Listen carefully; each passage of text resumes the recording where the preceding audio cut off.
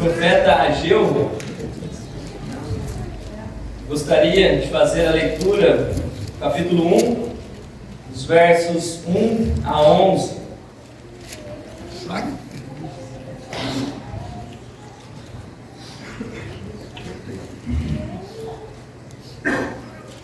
Diz assim, verso 1: No segundo ano do rei Dario, no sexto mês, no primeiro dia do mês, veio a palavra do Senhor, por intermédio do profeta Ageu, a Zorobabel, filho de Salatiel, governador de Judá, e a Josué, filho de Josadar, o sumo sacerdote, dizendo: Assim fala o Senhor dos exércitos.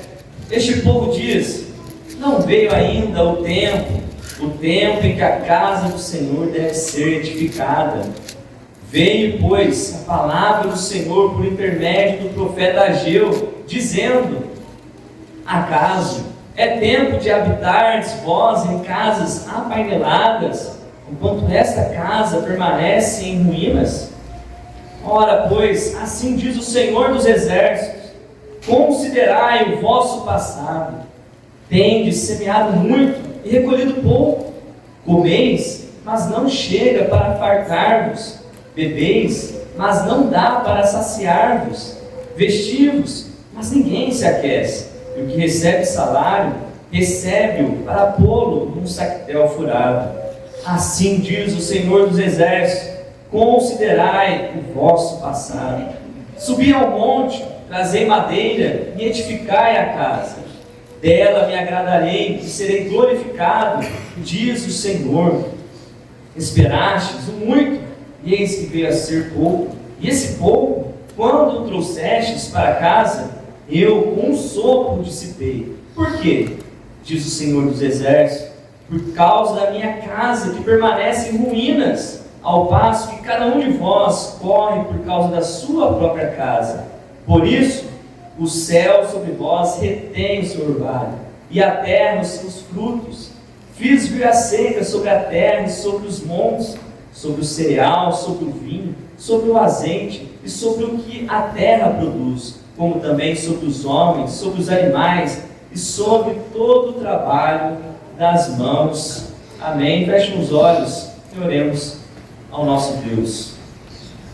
Deus Todo-Poderoso, nós nos achegamos diante de Ti, estamos diante da Tua Palavra, ó Deus, e nós cremos que de fato a Bíblia é a Palavra de Deus. Quando a Bíblia fala, Deus fala conosco. Sim, ó Deus, nos dê fé, nos dê ouvidos para crer que tudo aquilo que nós estamos ouvindo procede do Senhor, ó Deus. Fale conosco, venha, Senhor Deus, mudar os nossos corações, as motivações erradas, ó Deus, que nós temos. Tenha misericórdia de nós, ó Pai amado. Que hoje, Senhor Deus, seja uma noite de mudança, seja uma noite de salvação, ó Pai. Este é o nosso desejo, confiamos que o Senhor nos dá muito mais do que nós pedimos e merecemos, ó Deus. Esta é a nossa oração, em nome de Jesus. Amém. A igreja pode se assentar.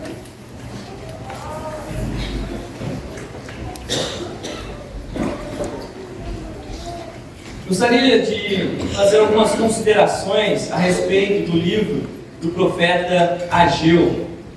O livro do profeta Ageu, ele faz parte daquela famosa classificação conhecida como profetas menores. Isso não quer dizer que o profeta Ageu seja inferior com relação aos outros profetas, mas essa classificação tem em vista o tamanho do livro. Por exemplo, o livro do profeta Ageu contém somente 2 capítulos e 38 versos ao todo. Quando nós comparamos, por exemplo, com o profeta Isaías, o livro do profeta Isaías tem 66 capítulos. Então, nesse sentido, nós chamamos profetas maiores e profetas menores. Não tem a ver com a pessoa do profeta, mas com o tamanho do livro. E quanto ao período que Ageu ele escreve este livro, de acordo com o próprio livro, segundo aqui as informações históricas, conforme nós lemos aqui no verso 1, Ageu ele escreve no ano de 520 a.C., após o exílio de Israel da Babilônia. Lembrando, meus irmãos, que Israel, por causa dos seus muitos pecados, foi condenado por Deus. E com isso, eles foram levados cativos para a Babilônia. Israel foi devastado, o templo foi queimado, totalmente destruído. E o povo ficou ali na Babilônia cerca de 70 anos. Até então, o nosso Deus, Ele usa de graça, de misericórdia, Ele lembra das suas promessas e Ele cumpre a sua palavra. Então Ele levanta o rei da Pérsia, Ciro, para libertar o seu povo, Israel, das mãos, das garras do rei da Babilônia. E logo a seguir, ele dá ordens para que o seu povo, o povo de Deus, voltasse para a terra natal e construísse o templo, a casa do Senhor. E Ciro reconhece que este dever, essa ordem, procedia do próprio Deus. Isso está lá no livro de Esdras, no capítulo de número 1. Então, o povo de Israel ele volta para a terra natal, depois de cerca de 70 anos ali preso na Babilônia, e eles começam a se estabilizar nas cidades, e depois de um tempo, eles lançam o fundamento do templo, o alicerce da casa do Senhor, um motivo de grande alegria. O povo se alegra, o povo canta em alta voz a Deus, rende graças ao Senhor. Tudo, meus irmãos, estava indo muito bem. Entretanto, os inimigos de Judá e de Benjamim, quando ficam sabendo que o povo de Israel havia voltado para a terra natal e estavam reconstruindo o templo, eles começam a colocar empecilhos com o propósito de desanimar aquele povo, de inquietar aquele povo, enviando conselheiros falsos para frustrarem os planos ali do povo de Israel. Também fizeram falsas denúncias, o que levou à paralisação da construção do templo, a casa de Deus. O rei Ciro já havia sido morto naquela época e o novo rei ainda não tinha sido favorável. Resultado, meus irmãos, de tudo isso é que os anos se passaram e como a paralisação, como a obra do templo havia parado, o povo de Israel começou a construir suas próprias casas, começaram a pensar nas suas próprias necessidades, enquanto o templo, a casa de Deus, só estava no fundamento, no alicerce, com restos de madeiras e pedras. Já fazia 15 anos para mais que a obra do templo do Senhor estava parada. E com isso, o povo de Israel começa a desprezar e começa a embelezar, a construir então suas próprias casas, negligenciando o trabalho da edificação do templo do Senhor. É nesse contexto então que Deus levanta o profeta Ageu para profetizar contra o seu povo, para confrontar o seu povo, para deixar de olhar para si mesmo e se importar com as coisas de Deus, especialmente a reconstrução da casa de Deus, do templo. E é isso, meus irmãos, este assunto que faz o livro de Ageu tão precioso, tão importante e atual nos nossos dias. E por que eu digo isso? Porque o problema de Israel é o mesmo problema dos cristãos do século 21. Vivemos dias onde os cristãos perderam o foco em Cristo e são letárgicos com a obra de Deus neste mundo. Em contrapartida, eles têm alto apreço pelas coisas materiais, pelos prazeres desta vida.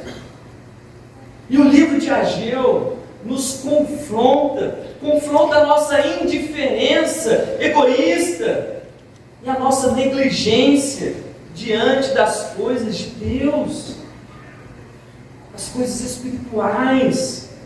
É por isso que o título do sermão, conforme está ali projetado, é tempo de pensar na obra do Senhor.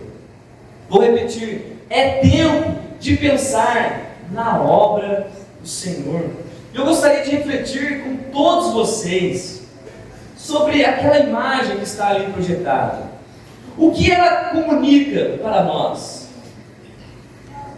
Uma casa bem construída, edificada, ao lado de uma igreja em ruínas, sem porta, sem janelas, sem teto. Agora imagine que aquela igreja é a sua igreja, a igreja que você faz parte, a única do seu bairro, a única da sua cidade, a única da sua nação. Somente nela deve ser realizados os cultos a Deus.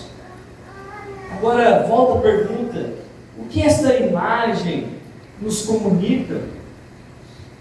É o que nós veremos no texto que nós lemos aqui. E eu gostaria de ler novamente o verso 1 somente, que diz assim: no segundo ano do rei Dario, no sexto mês, no primeiro dia do mês, veio a palavra do Senhor por intermédio do profeta Ageu a Zorobabel, filho de Salatiel, governador de Judá, e a Josué, filho de Josadar, o sumo sacerdote, dizendo.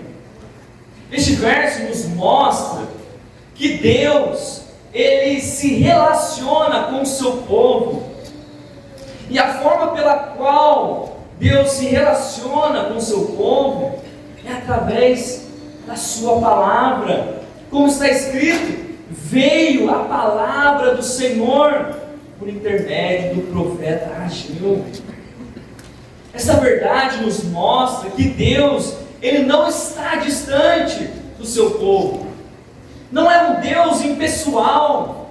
Pelo contrário, Deus, Ele é rico em misericórdia, em graça. Mesmo sendo tão sublime, majestoso, tão poderoso, que a nossa capacidade intelectual não consegue compreendê-lo. E mesmo que o seu povo seja um povo limitado, rebelde, obstinado, Deus, Ele se aproxima do seu povo. Ele fala com o seu povo. Ele revela a sua vontade através da sua palavra. Isto é uma das formas, meus irmãos, que você que está aqui nos visitando, de Deus evidenciar o seu amor. Porque Deus, Ele não omite a sua voz. Ele não permite que o seu povo continue no obscurecimento da própria vontade, abandonados. E este é o ponto aqui do nosso texto. Porque é por essa razão que Deus, Ele envia o profeta Ageu para mostrar, para revelar os seus desígnios e chamar o seu povo para a verdade, para a luz. Meus irmãos, Deus, Ele não mudou. Ele continua se aproximando de nós. Ele fala com nós, conosco, ainda hoje.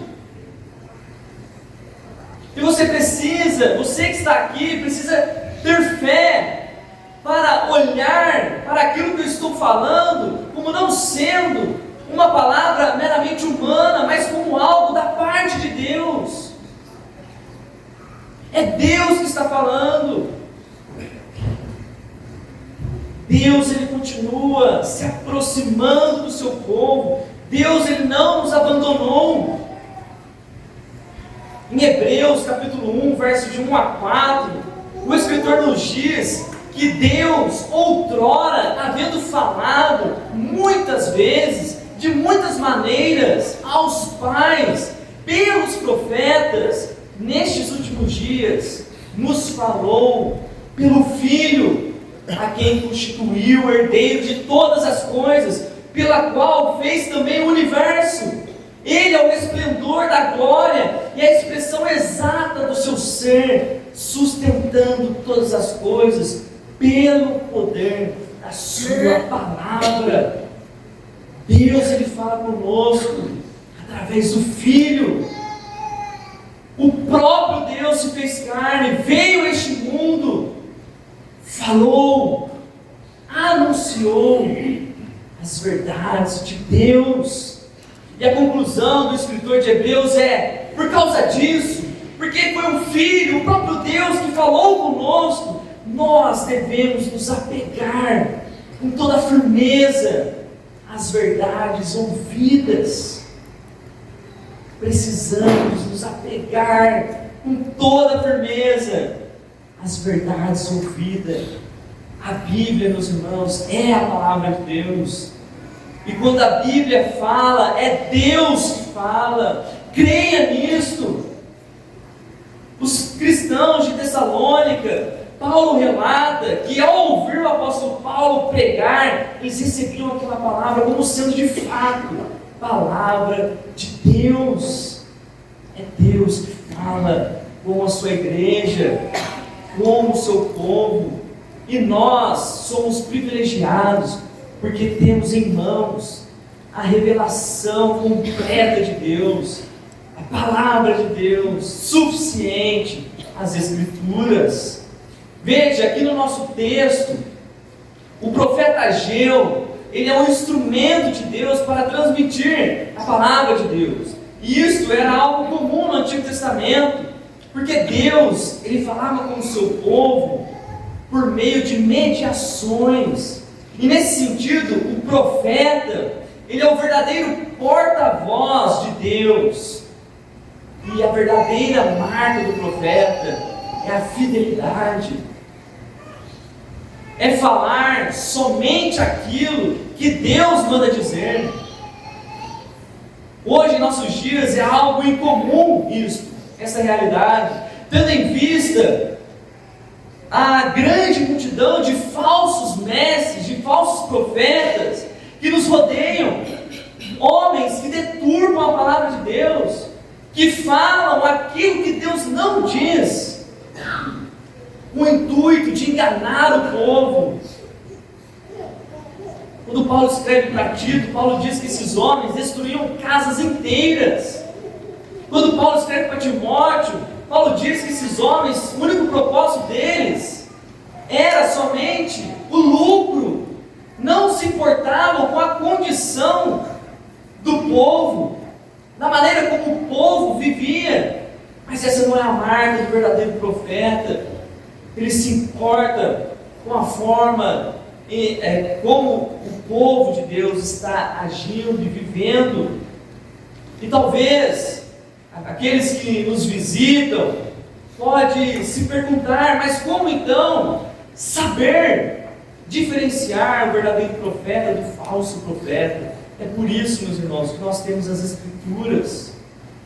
É por isso que a doutrina só das Escrituras é tão preciosa para nós, porque nós podemos fazer como os cristãos de Bereia, que quando Paulo falava, eles consultavam as Escrituras, se de fato aquilo que Paulo falava, anunciava, era a palavra de Deus.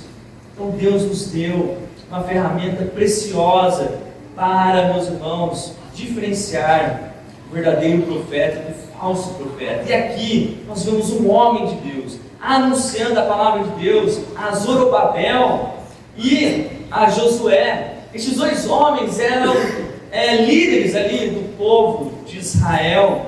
Zorobabel era governador de Judá e Josué era o sumo sacerdote naquela ocasião. Então, um líder religioso e um líder político.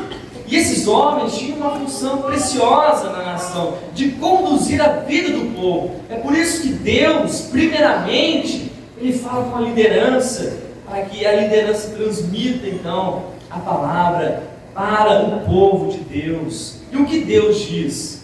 Veja, verso 2 diz assim: assim fala o Senhor dos Exércitos. Este povo diz: não veio ainda o tempo em que a casa do Senhor deve ser edificada. A palavra do Senhor, no primeiro momento, corresponde àquilo que o povo diz, e não propriamente o Senhor. E isso deixa claro para nós que Deus, Ele sabe o mais íntimo do nosso coração. Nada para Deus está oculto. Guarde isso, meus irmãos. O mesmo Deus que fala, também ouve. E Ele ouve as nossas desculpas. As desculpas que o povo dá para não o obedecer, para não cumprir a sua vontade, para não fazer, para não buscar as coisas de Deus em primeiro lugar.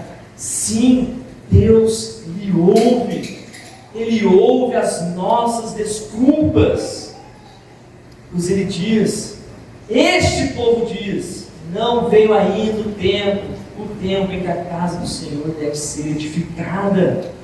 Sabe aquele pensamento? Eu vou servir a Deus depois que eu concluir a minha faculdade.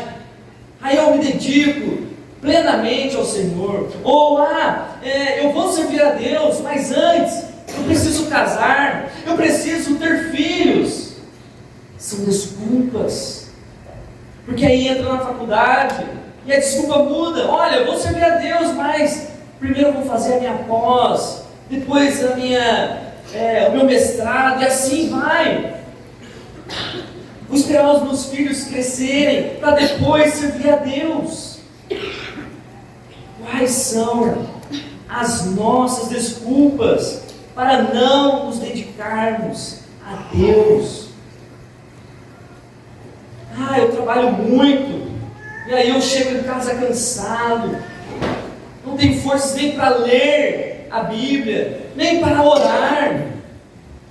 Eu tenho muitos compromissos, e agora não posso assumir algo, a igreja. Este era o pensamento do povo de Israel. O tempo não chegou, o tempo de edificar a casa do Senhor ainda não chegou. Mas isso não passa de desculpas. Mas Deus, Ele ouve as nossas desculpas. E não somente isso, Ele sabe as verdadeiras motivações do nosso coração. Deus, Ele sabe o real motivo, o porquê não queremos servi-lo. Nós veremos aqui, meus irmãos, na continuidade do texto, que essa afirmação do povo não passava de desculpas, porque a questão não era o tempo que não havia chegado, mas o povo não edificava a casa do Senhor, porque estavam mais preocupados com a própria casa, com a própria necessidade. O povo, ele tinha outras prioridades, e por essa razão não se importava se a casa do Senhor ainda permanecia em ruínas, com restos de madeiras e pedras. Quais têm sido as nossas prioridades? O que mais nós desejamos? Sabe aquela coisa que você daria de tudo para ter? O que mais desejamos? Qual o assunto que domina, que toma conta da nossa mente, do nosso coração? Estes questionamentos nos ajudam a identificar as razões das nossas desculpas. Por que não desejamos as coisas espirituais? Por que não temos ânimo para servir ao Senhor?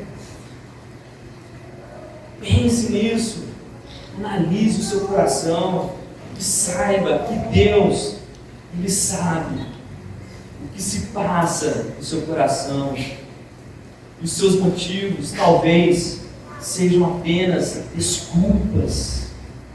Desculpas.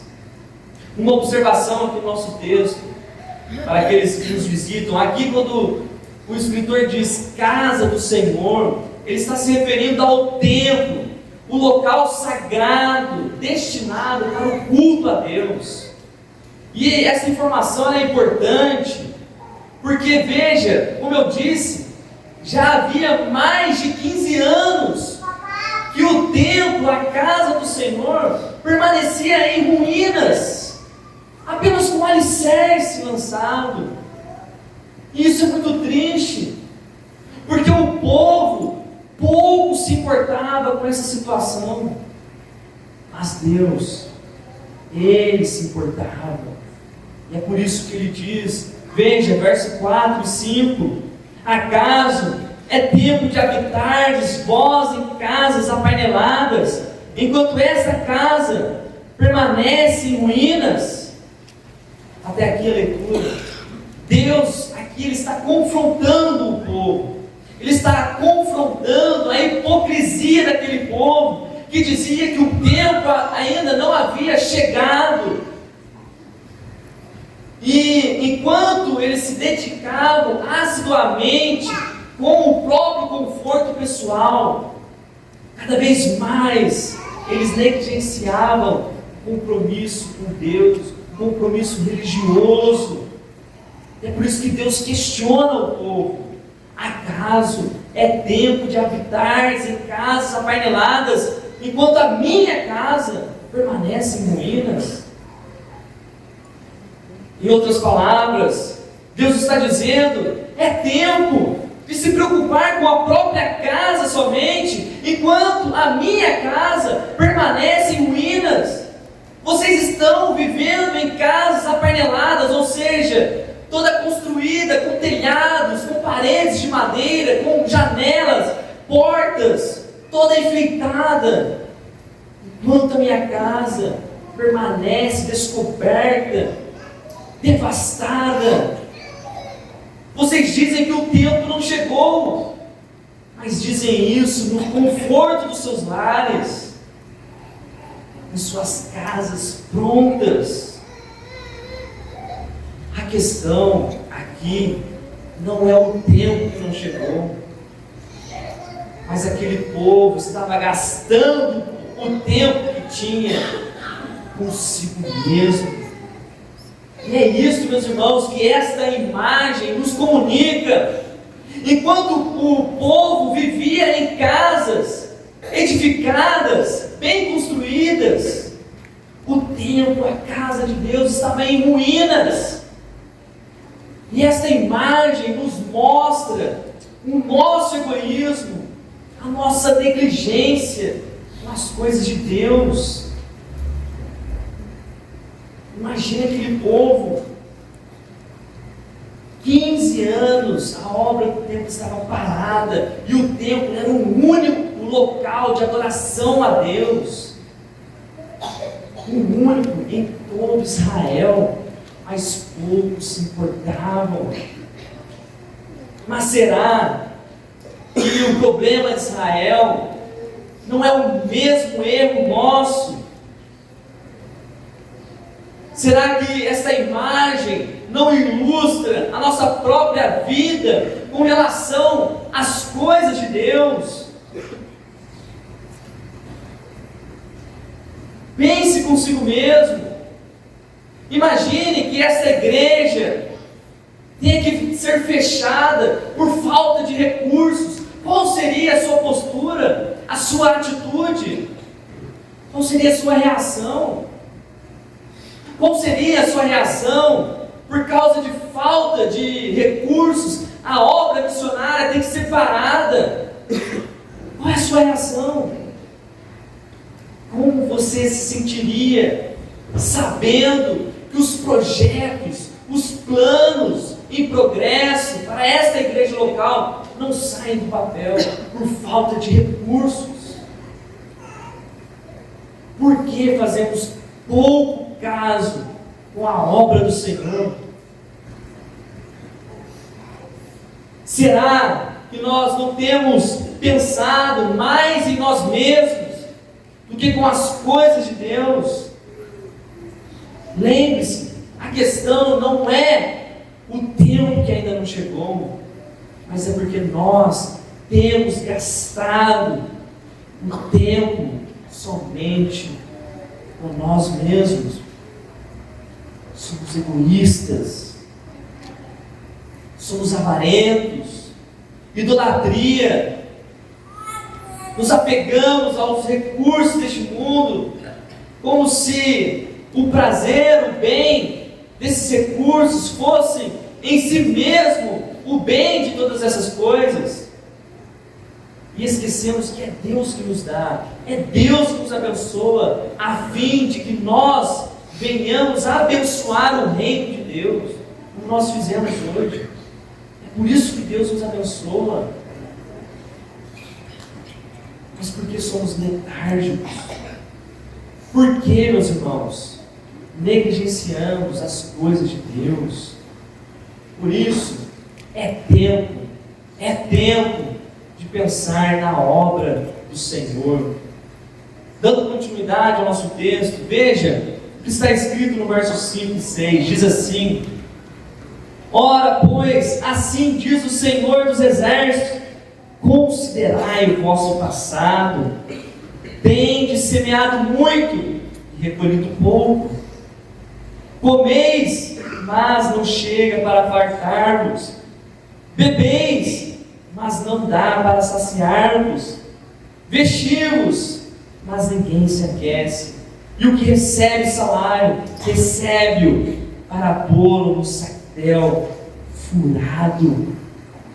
Veja, Deus, Ele chama o povo de Israel a considerar o passado, a estar atento, a fazer uma reflexão, como está no verso 5, considerai o vosso passado, leve em consideração os fatos, as situações que ocorreram no passado e que ainda continuam. Aqui é um exercício pedagógico. Deus, Ele quer que o povo entenda, compreenda, faça uma autoavaliação cuidadosa do porquê eles estavam passando por certas coisas. Pense nisso. Por que vocês semeiam muito e recolhem pouco? Por que vocês comem, mas não chegam a fartar-vos? Por que vocês bebem, mas não se saciam? Se vestem, mas não se aquecem? Recebem salário, mas é como se colocasse em um saco furado. Não é por acaso que essas coisas estão acontecendo.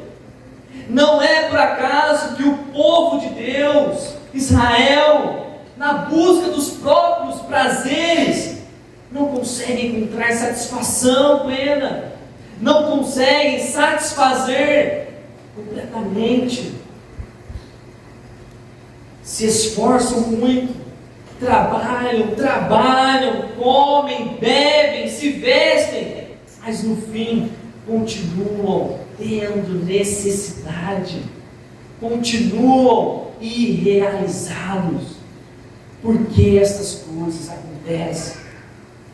Considerai o vosso passado.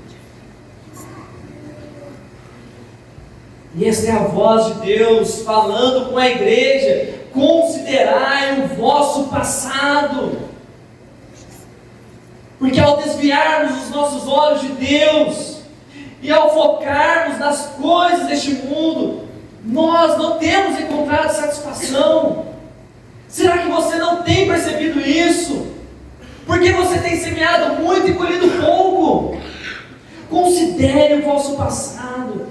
Faça uma análise. Como você tem enxergado as coisas que têm acontecido em sua vida? Não são por acaso.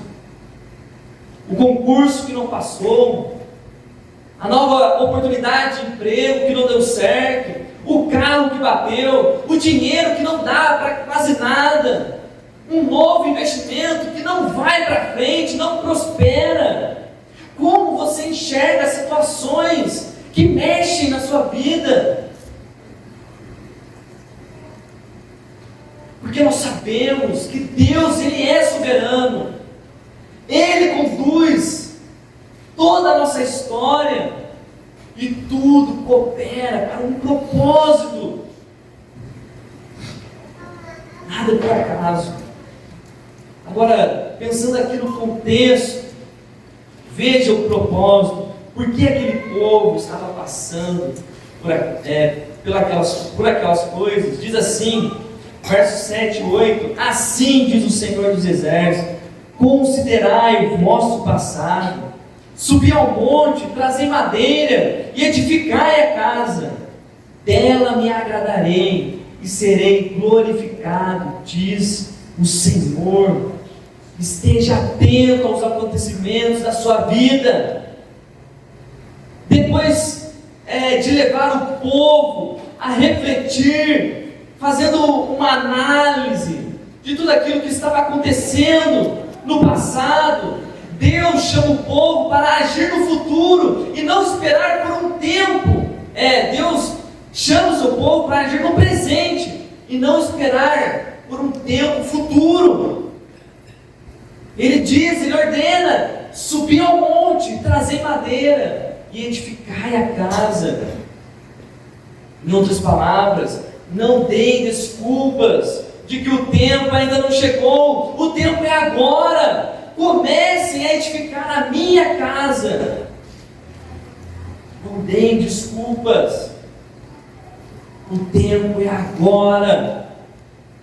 E o texto nos diz porque a edificação da casa é tão preciosa aos olhos de Deus. No final do verso 8 diz: dela me agradarei e serei glorificado. Essas palavras deixam bem evidentes que o prazer do Senhor estava no templo, na sua casa.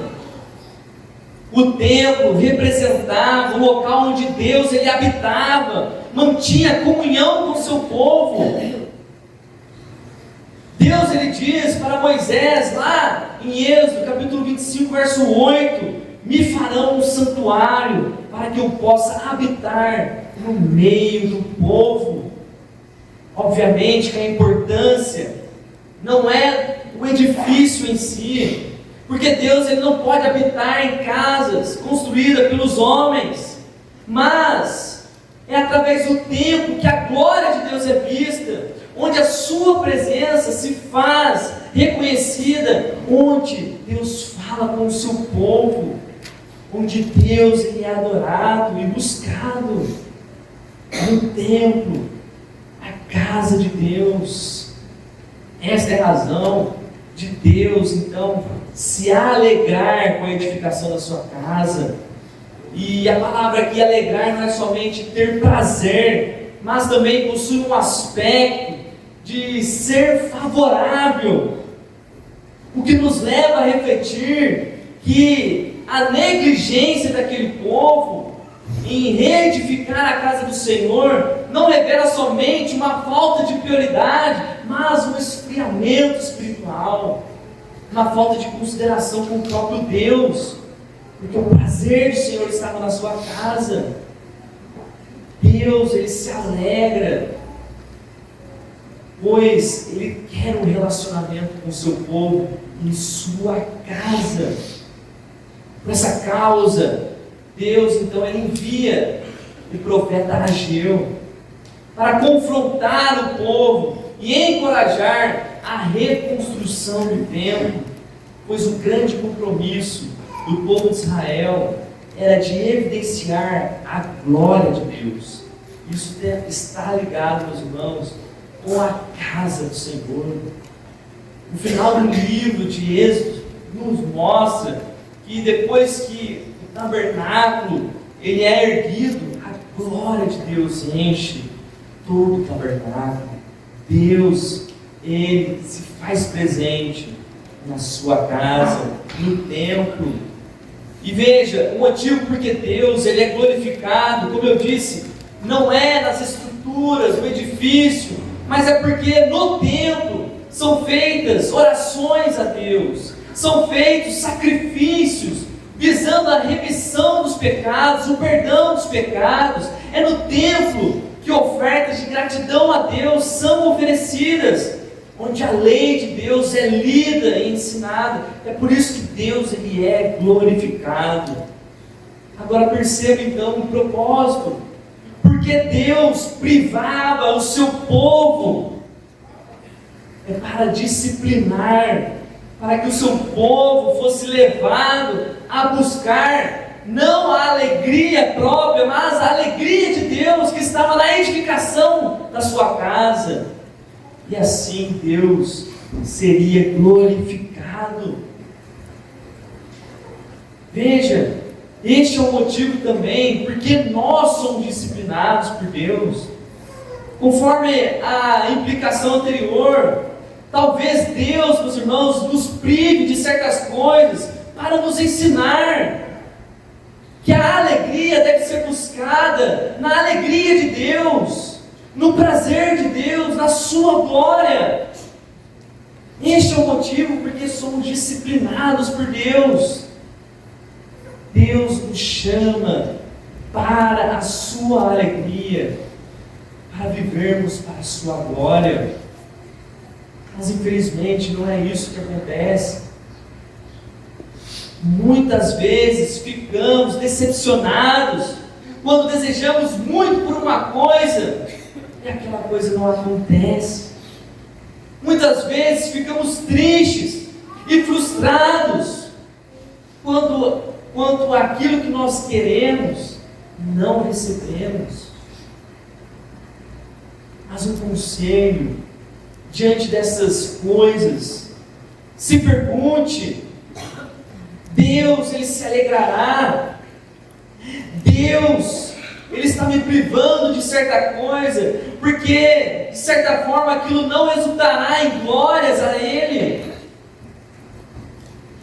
E ao meditar nessas coisas, ao considerar essas coisas, seremos levados para um verdadeiro entendimento. A busca não está no nosso próprio prazer, mas está na alegria e na glória de Deus. Nós não podemos perder o nosso foco, porque Deus nos criou. Veja, se Deus nos criasse apenas por criar simplesmente, nos deixando à própria custa, permitindo que nós vivêssemos fazendo tudo aquilo que nós desejamos e queremos, qual é o propósito disso? Talvez o fim seria a morte de todos, porque um iria querer o bem do outro. Somos levados pelo egoísmo, pela inveja, mas esse não é o propósito. Deus nos criou para um fim, para a glória dele. Fomos criados para glorificar a Deus. Isso traz implicações, meus irmãos, para as nossas vidas. Ao pensarmos em fazer algo, porque não há pecado, o problema não está em semear, o problema não está na comida, na bebida, mas está na negligência com as coisas de Deus. Isso faz toda a diferença. O nosso pressuposto, o nosso ponto de partida tem que ser a glória de Deus, a alegria do Senhor. Devemos desejar, portanto, aquilo que o nosso Senhor tem prazer. Por isso, é tempo de pensar na obra do Senhor. E por fim, vamos ler os versos 9 a 11, que diz: esperastes o muito, e eis que veio a ser pouco. E esse pouco, quando o trouxestes para casa, eu com um sopro dissipei. Por quê? Diz o Senhor dos Exércitos: por causa da minha casa que permanece em ruínas, ao passo que cada um de vós corre por causa da sua própria casa. Por isso, o céu sobre vós retém seu orvalho, e a terra os seus frutos. Fiz vir a seca sobre a terra e sobre os montes, sobre o cereal, sobre o vinho, sobre o azeite e sobre o que a terra produz, como também sobre os homens, sobre os animais e sobre todo o trabalho das mãos. Na busca de satisfazer a própria necessidade, o povo havia esquecido ou estavam letárgicos quanto à obra da reconstrução do templo, e Deus não estava contente com a atitude do seu povo. E como nós lemos aqui, foi o próprio Deus que reteve a mão, que privou o seu povo de desfrutar dos bens daquela terra. Quanto mais eles retinham do Senhor, mais sofriam. E toda aquela situação de pouquidade, privação, de insuficiência, vinha do próprio Deus, porque era a forma de Deus disciplinar o seu povo, de trazer arrependimento, de conduzi-los a um propósito mais superior. Deus não permitiu que o seu povo prosperasse. Antes, eles estavam sendo frustrados pelo Senhor. Veja, eles esperavam ter muito, mas o que vinha? O pouco. E como se isso não bastasse, Deus fazia ainda que este pouco viesse a faltar, não fosse suficiente. E por quê? O texto diz: por causa da minha casa. Por causa da minha casa, permanece em ruínas. O que Deus queria ensinar para o seu povo com essas privações? O povo de Israel precisava entender que havia uma necessidade superior, que eles estavam relaxando, fazendo pouco caso, que era tão importante como comer e beber. O povo estava negligenciando aquilo que Deus estabeleceu para manter um relacionamento agradável com o seu povo. E como nós vimos, a correção vinha do próprio Deus, a fim de fazer entender que havia uma necessidade superior. Havia uma necessidade superior, porque tange a coisas espirituais. E como nós negligenciamos isso, meus irmãos? As coisas mais simples, o mesmo esforço, desejo em querer suprir a necessidade nossa, pessoal, deveria ser o mesmo para com as coisas do Senhor. No caso do povo de Israel, era a construção do templo, um local sagrado que Deus mantinha comunhão e o povo estava deixando de lado. Mas qual é o nosso contexto? O que nós estamos negligenciando? O que Deus está chamando para fazer? Pense nisso. Quais são as coisas que Deus ele está privando em suas vidas, a fim de que você reconheça que há algo superior, há uma verdadeira alegria, há uma glória a ser buscada, não a nossa glória, mas a glória de Deus. Pense nisso, como você pode servir ao Senhor, quais os dons que Ele te deu, porque Ele te capacitou com uma boa voz, porque Ele te deu dons de administração, e porque você é tão letárgico, devagar, para servir ao Senhor. Não dê desculpas. O mesmo Deus que fala, Ele ouve as nossas desculpas, Ele conhece as intenções do nosso coração. O que tem impedido você e eu de buscarmos as coisas espirituais?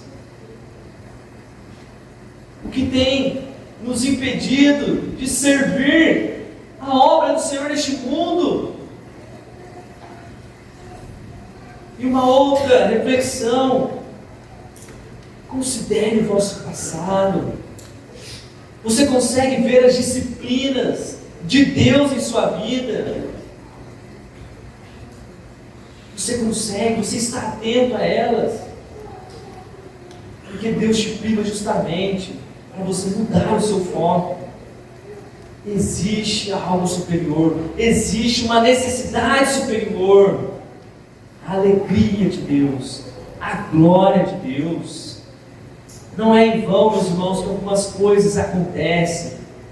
E o fato de você estar aqui nesta noite é porque Deus quer falar com você. E nesse sentido, este texto, ele se aplica também àquele que ainda não creu em Jesus Cristo como seu único e suficiente Salvador. Considere o seu passado, tudo aquilo que serviu para te trazer até aqui nesta noite, para que você ouça a voz de Deus. Este Deus rico em misericórdia, em graça, mesmo sendo tão sublime, Ele se aproxima de você. É Ele que está falando ao seu coração. A razão de você não encontrar alegria, paz, segurança, contentamento, é porque você tem desperdiçado o seu tempo com aquilo que não é eterno. Você tem gastado toda a sua energia com coisas passageiras e que não te satisfazem. É por isso que você semeia muito e colhe pouco. É por isso que você come, mas não te traz satisfação. Porque as coisas deste mundo não podem te dar satisfação plena. Jamais você encontrará isso nos bens materiais. É no Senhor que nós encontramos a verdadeira alegria. Fomos criados para a glória de Deus. Mas há uma esperança para você que ainda não creu em Jesus, e para você que está aqui nesta noite, que talvez tenha olhado as privações de Deus como algo ruim, mas saiba que Deus está no governo de tudo, e Ele visa um propósito maior, mais excelente para a nossa alma. O nosso Senhor Jesus Cristo, Ele veio a esse mundo para nos dar uma esperança gloriosa, para satisfazer a nossa necessidade. O Filho de Deus, a verdadeira expressão do ser de Deus, a palavra de Deus, o Verbo que se encarnou, Jesus Cristo, que morreu crucificado, foi sepultado, mas ressuscitou ao terceiro dia, e Ele disse que voltaria para o Pai, a fim de prepararmos para todos nós uma nova casa, uma casa eterna, uma casa gloriosa, uma verdadeira herança, um lar de paz, de justiça, de amor. O verdadeiro lar está reservado para nós. Esta é a nossa esperança. Portanto, creia em Jesus Cristo, se arrependa dos seus pecados, venha para a luz, se conserte com Deus. É tempo de pensarmos na obra do Senhor. Meus irmãos, não estamos aqui por acaso, estamos aqui para dar continuidade à obra do Senhor, porque um dia, certamente, aquele que vem virá e não tardará, e então estaremos com Ele, uma nova casa, não feita por mãos humanas, mas uma casa gloriosa, coberta da glória de Deus, e habitaremos para sempre com o Senhor. Amém